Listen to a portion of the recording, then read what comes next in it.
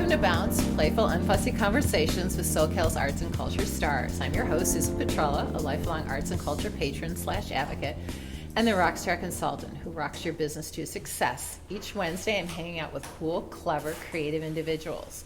Today's guest is Thuy Tran, and I said that right? Yes, I you pronounced did. it right? Okay. She's an art historian specializing in modern and contemporary art of Asia and its diaspora. Her work as a college educator, curator, community activist, and contributing scholar is dedicated to bringing marginalized narratives to the forefront of art history. Welcome, Thuy. Thank you so much, and thank you for having me, Susan. Thank you, David, for the invitation. Oh, absolutely. All right, so how did you become an art historian and a curator? Where did that come from? So the story that I always bring up is I went to UCLA for my undergrad, and I was a pre-med major going in. So I was very gung-ho about into the STEM science, I was working towards becoming a pediatrician in the future.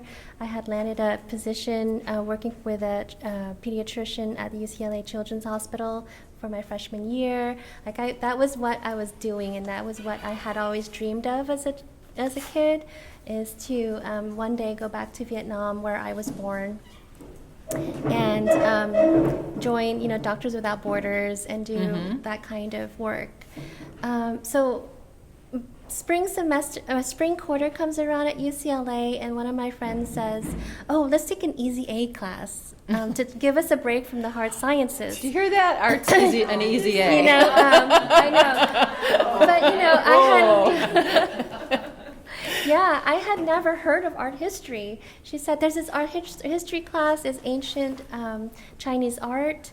Let's take it." And I thought, okay, well, that'd be a nice break, because we were just, doing hardcore chemistry, calculus, physics, and all of that. So I'm like, okay, let's do it. It was not an easy A. Okay. It was not an easy A. It was actually really difficult.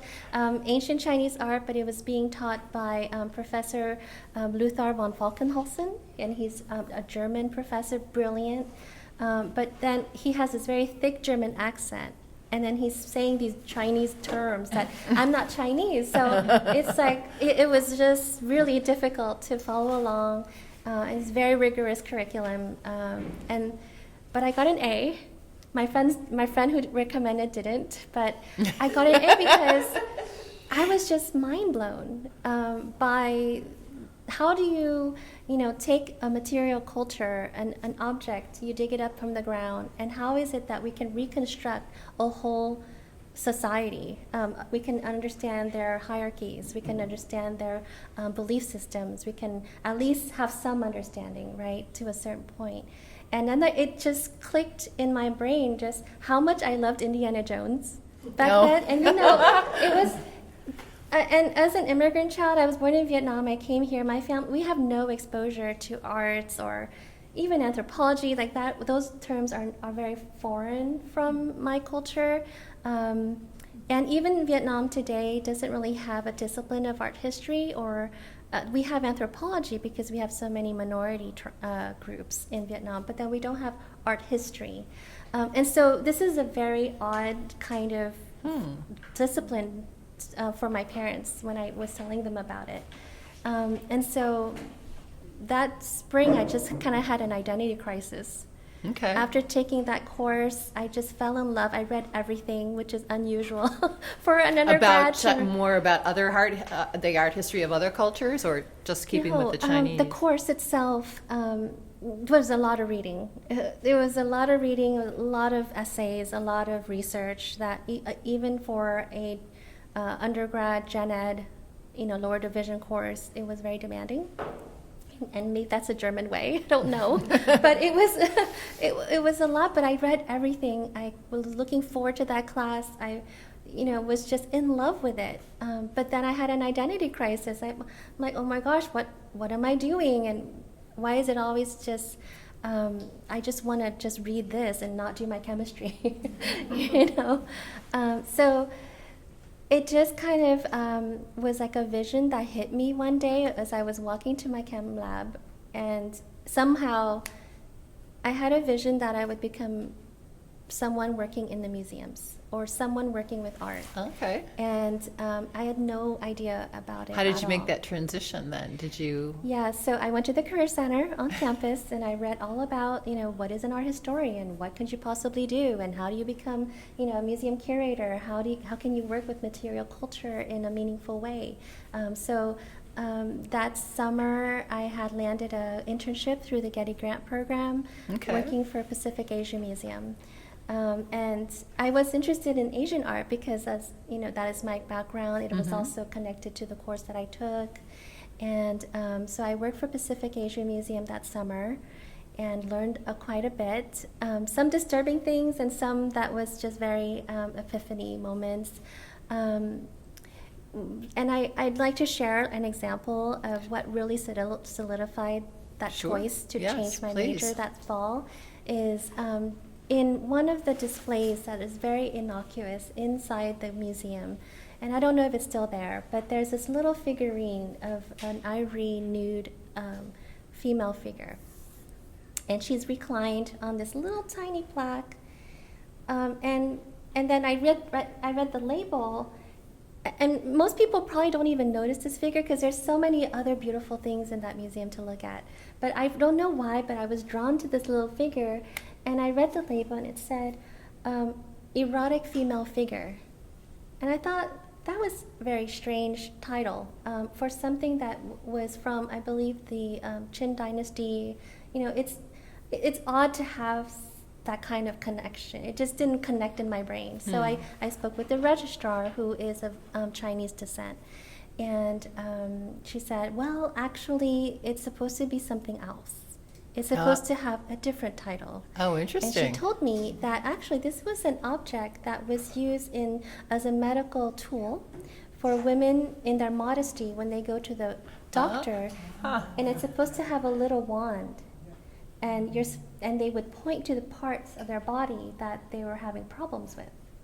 And so it was a medical tool. And coming from the like as a pre-med, I was like, this is so fascinating. Like, why aren't we putting that on the label? Because that is so fascinating. And so what was the response? And the response was, well, our director wants it to say erotic female figure. Oh, wow. Yeah. So that disturbed me. So are a was- lot of objects mislabeled then? Honestly, I didn't really look around to find more, but that was enough for me. That was enough for me to say, you know what, I belong here. I need to fix this kind of misinformation, this maybe fetishization of the Asian female also, as I am also an Asian female. It was disturbing to me that this was the language that was being used, and as a museum, and museums are educational institutions, or at least they become educational venues since the 20th century. So there's a danger in showing a public because the public trusts the Yes. museum. Right. You trust that they've done their research, that this is now factual information. And so that I felt, okay, this is where I belong. I need to be in here doing this. There was a reason why I saw this. But the other thing was also that Pacific Asia Museum was having an exhibition on Vietnamese artists, Vietnamese American artists, and that's very rare. And I was charged with putting together a cultural program for families to learn about Vietnamese art. And so having no connections to any organizations, that was my task for that summer, to organize that. And it was a great That was probably one of the experience. first, too, to highlight or to feature It was. Vietnamese artists. Yeah, they never had it before. Now, were they also from Vietnam, but Vietnamese American, or both? It was all Vietnamese Americans, and Okay. so it was organized by the organization called the Viet Arts, and they are just self-curated, and the museum, I guess, had invited them to display in one of the rooms. But that was my first time meeting artists within my community. didn't even know they existed. I didn't even know we had artists working in the community, creating art.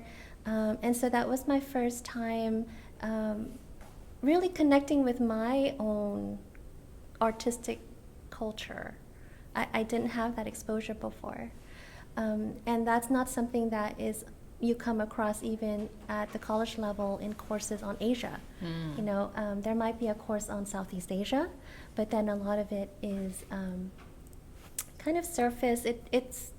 It's mostly, you know, and it's so diverse. Southeast Asia includes all the Pacific Islands, and it includes, you know, such a variety of cultures. And so just for Vietnamese art, you might get like one part of a lecture, or, you know, so there wasn't a lot there. And so I felt, okay, maybe this is what I could really build on in terms of research. So what did you do after that then? What kind of work did you do? Did you like say goodbye and your parents were okay? Yeah, I changed we're okay my with you not major. being a pediatrician and you can go this route and You know, so in terms of education, I know that, you know, the Asian stereotype is that, you know, like most Asian families push their kids to only pursue medicine or law or engineering. But with my parents, because I put myself through college, I made all the decisions on my own in terms of my education, and they put that trust in me because I had been really good about, you know, doing good in school. But I convinced them that, you know, my heart is in here. My brain might be in medicine, but my heart, and I think my brain can also like connect here along this line, and I want to see where it takes me. So that following fall, I changed my major to art history, and I took on 2 minors in museum studies and cultural anthropology. Okay. So museum studies for obvious reasons, because I wanted to understand the structure of how we are representing ethnicities in the museum world, and then for cultural anthropology, because how can you separate that from art history? It didn't make sense to me that they were 2 different disciplines, and so that was that. So I continued that in my schooling for the rest of my undergrad and graduate work. And you've had some wonderful curatorial opportunities, one at the Wendy and another at the Orange County Contemporary Art Center. Yeah, so the Venda was actually, I was a consultant, so that wasn't something that I was really involved in, but in terms of curation per se. But I was invited to speak about my research because it had some connection. It was called Vietnam in Transition, and it was about 3 years ago. But the show kind of starts at 1975 onwards, and which is, as you know, the end of the Vietnam War was 1975. But then there was a missing historical period, and that's actually where my research is right before 75, but after the French left. So 55 to 75 was this interesting period in Vietnam, and especially in South Vietnam, because there was the American presence there. And aside from the military aspect and the conflict, what people don't really know is that South Vietnam at the time was also encouraged artistically and culturally by this ideal of democratic and ideals, and also freedom of expression. As you know, it was during the Cold War. Right, the Vietnam War was part of this larger conflict we had with Russia and China, and so Vietnam was kind of caught in this. But then Vietnamese art, which is what I was really interested in, was Vietnamese art at the time in the South was trying to break away from what was happening in the North visually, because in the North it was a social realist social realism was happening in the North, which is, North Vietnam was communist, and so all of the artists became artist workers, and they had to abide by the state to create propaganda, and there wasn't a freedom of expression. And so in the South then, the artists rebelled, and they were very aware of what was happening in the North. And many artists had migrated south in '54 to get away from the restrictions of the state. Interesting. Wow. And so we have a lot of artists from the North and the South now who had been trained during the French period.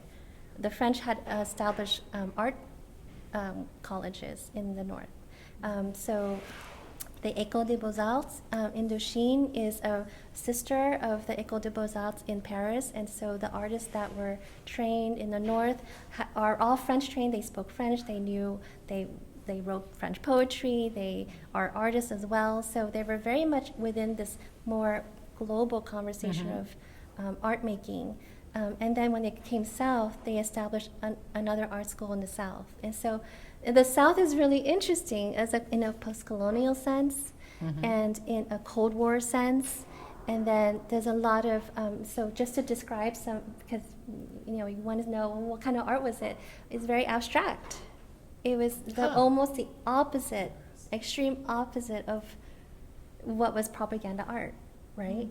So I found that so fascinating, and that is what my dissertation is about, is looking at this group of artists who were the creme de la creme. They were sponsored by the U.S. government, the USAID, which is like a cultural kind of faction of international development. Yeah. So they were encouraging the kind of abstraction that was happening, but just so you know, it's different than the American abstract expressionists. They were more of the modernists of the French school of modernism. So it makes sense, because that's where the roots are within the French Academy, and then it kind of makes sense because of the language and the culture and the connections. So that's what I'm working on in terms of my writing and my research. Okay. And I've been really fortunate to have had interviews with artists working at that period, 55 to 75. I mean, now they're in their 80s, and some of them have already passed away. And so in some sense, I feel like I'm trying to capture their stories before they're gone. Yeah. Oh, wonderful. So an archive then. An of their archive, work. An yes. archive. So I'm collaborating with the Southeast Asian Archive at UC Irvine. So there's a really strong archive there that is collecting both oral histories as well as physical archives. So you've seen probably, I mean, and then during COVID, you created you talk about racism and the AAPI community, and so you were involved with something with that also. Yeah, I was invited by the Vietnamese Arts and Letters Association to curate a show, but it was just coming right out of the pandemic. So the show opened in 2022, and I wanted to do something that was more about healing.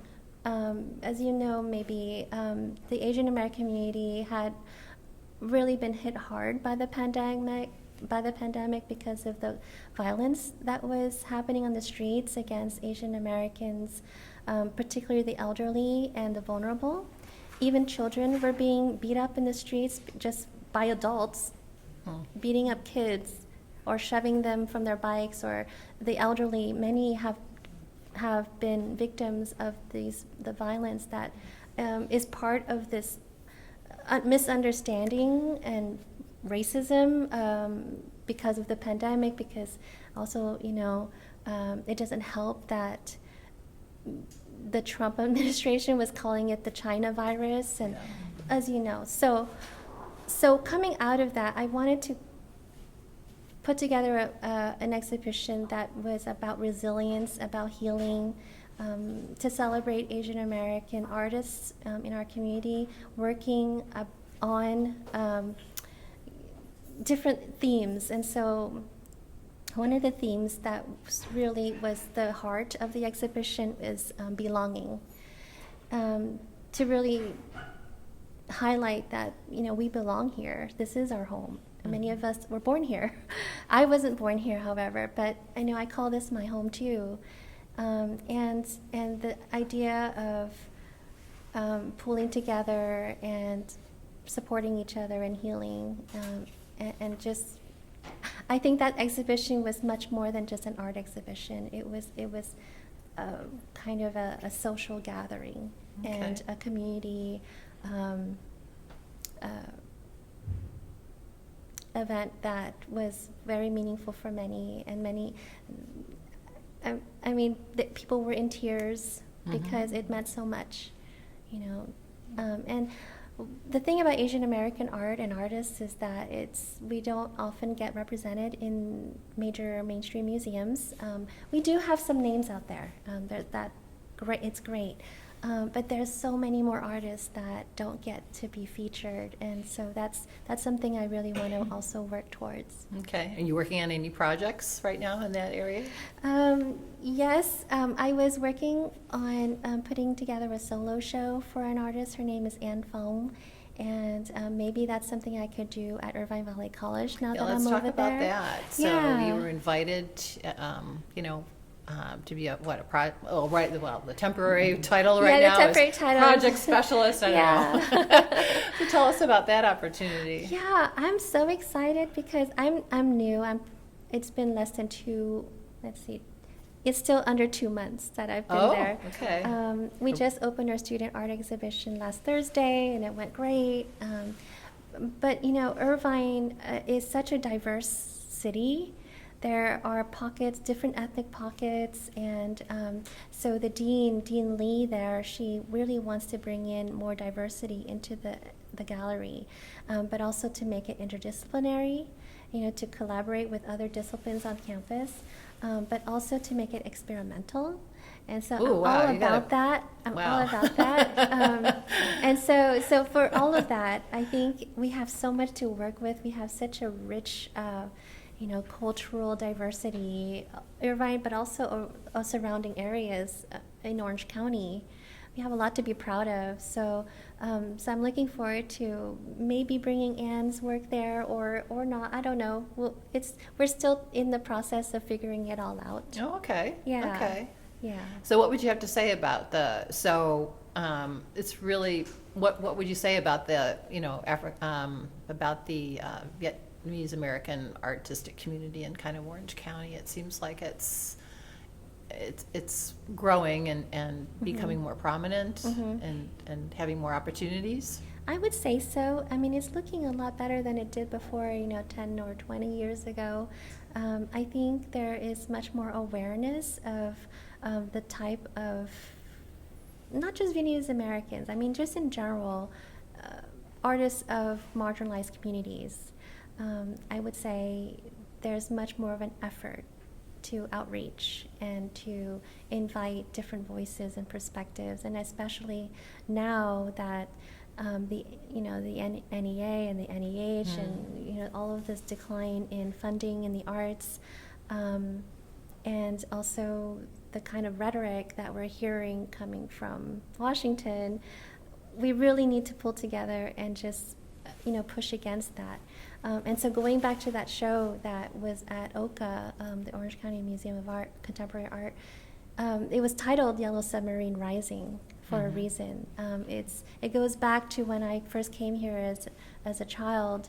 Yellow Submarine was one of the first songs I learned. Oh, okay. Maybe some of you are familiar with it. It was a song we sang in elementary school, and that was one of the first songs. Oh, that's interesting. In addition to You've Got a Friend. But Yellow Submarine was a song, written about, it was meant to be a children's lullaby. And it's about, this community of we're in it together. If this sinks, we all sink together. And we have to learn to live with each other within this space, within this vehicle. And the Yellow Submarine represents that for me, is this ideal of, why can't we just all get along? Why can't, because what I learned as a kid in learning that song was that on the streets is very different. When I grew up, part of my childhood was in the inner city of Harrisburg, Pennsylvania. It was a really rough neighborhood. Violence on the daily, in the schools, outside the schools, on the streets. Learning the song Yellow Submarine in the classroom felt like this hopeful thing, but it wasn't a reality. It was like dissonant to It was what very was really happening cognitive outside. dissonance, physical dissonance. And so keeping that in mind and going back to that kind of, coming out of the pandemic, the rise of racism in the Asian American communities, and then going back to my childhood of the Yellow Submarine. And the Yellow Submarine also came about during the Vietnam War. It was in the late 60s. And so it was kind of like, it all kind of came together in that way for me. And it rises because that is the hope, that we can rise out of this. We can rise out of the pandemic and its terrible times. And we have to band together because the motto was we're all in it together. Mm-hmm. So for many reasons, that's how that title came about for that show. Interesting. I didn't know that about the Yellow Submarine, Mhm. the Beatles and the Yellow Submarine. I don't know. I wasn't really that much into the Beatles, but it's probably heretic there. But okay. So you have all of these projects, and if you could do anything, with what you know and what you love, what would that be? Is there a project on the horizon that you would love to undertake? I don't know. Maybe it's more of my my approach to what I do in my work, because I also was teaching art history at the college level. I also had been working. I was running the internship program for the Art, Design, and Architecture Museum at UC Santa Barbara. Working with students, working with younger generations has given me so much fulfillment. I get inspired working with artists, but then with students, there's a different kind of inspiration that comes about when you're talking with students who some of them have never been in a gallery before. I was teaching for Golden West College before I came to Irvine, and I was also teaching at Mount Sac. And so we have a very diverse body of students that take community classes, right? So from the high school kids that are taking for college credit to the adults. And so I find so much reward in showing many of the students who have never been in an art gallery or feel intimidated going to an art museum or don't feel like they belong. So going back to this idea that, art is for the people, and that I want very much to make it accessible. And I despise, that over-intellectualism of art that can happen in contemporary art museums, where I think it alienates people and readers and publics. And I think we need to do better in terms of bringing art out there and bringing people into the art museums and galleries. And so being at Irvine Valley College in the gallery there as a teaching gallery, it's an extension of the classroom. It's a perfect place. Yes, I was going to say. It So is a you got your perfect work place. cut out for you there. Yeah, but my heart's in it, so I'm not That's too good. scared. I know it's kind of daunting sometimes trying to establish a gallery from scratch, but there was a version of a gallery many years before at Irvine Valley College. And one of the artists that I have kept in touch ever since Pacific Asia Museum, way back when, is now in her 80s. She had a two-person exhibition at Irvine Valley College Gallery back in 1993. It was her and her husband. They're both artists. And he has since passed away. But I'm still in touch with her, and I told her, oh, I'm at Irvine Valley College. And she said, oh, gosh, I remember fondly of that gallery. She still had kept these, the brochure, the little postcards, and we have an art lit magazine on campus called The Ear, and she had a feature in there. She kept all of the newspaper clippings of the exhibition, and I thought it was just so beautiful that she remembers so clearly, so fondly of that time. And she's been in many exhibitions. I mean, this is, she's actually a pretty well-known artist in our community. She's one of the very few that I would call a natural treasure if she were still in Vietnam. She's one of the few that still work with watercolor on silk. So preparing silk fabric, stretching it on the canvas, that's something that she is an expert at, and there are not many people still doing that at all anywhere. Oh, wow. That I know. Well, thank you, Thuy, for sharing your story with us. Thank you for having me. You made bounce. A special thank you to our generous sponsor, Coastline College, its Fine Arts Department and Art Gallery, David Michael Lee, who's our curator, director, professor. He's also a wonderful producer. Thank you, David. Until next time.